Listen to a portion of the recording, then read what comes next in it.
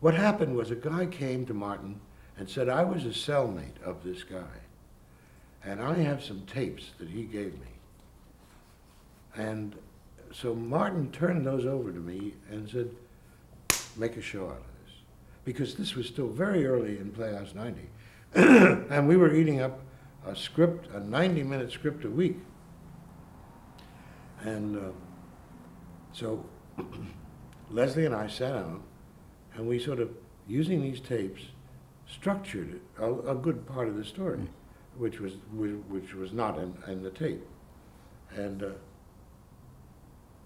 I think that was Tab Hunter's best performance. I mean, it was a startling performance. One, he had the pleasure of working opposite Geraldine Page, which is no small gift.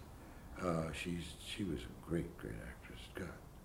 Would she do the same thing twice? No. I mean, every scene, would you redid the scene, was it different?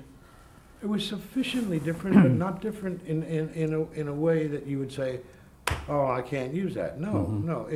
I mean, these actors, Rip Torn, her husband, I mean, they don't do anything the same way. They live in the moment. That's our expression, which you'll hear again and again at the Actors Studio. You're in the moment, which means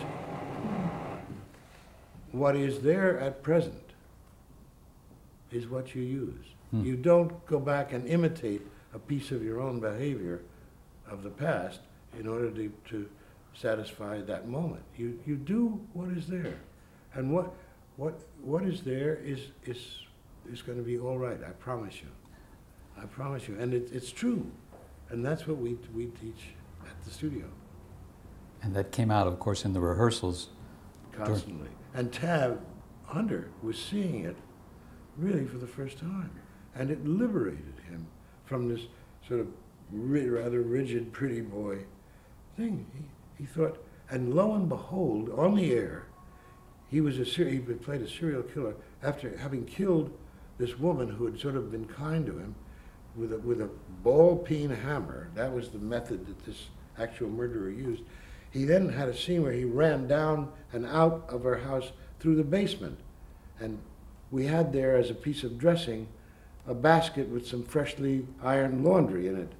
And on the air, it hadn't happened before, he tripped and hit the basket and knocked the laundry out and stopped and meticulously put it back. And it was a piece of inspiration, absolute inspiration, that I would never have dreamed of being able to give him as an idea, that he was so into it. He thought that he just did that and then took off again in flight. Well, that's the kind of that. If there's a legacy out of live television, it's that. It was that we could see a body of behavior that we don't see now in television, and we certainly don't see it in films. Too bad. We don't see any behavior in films.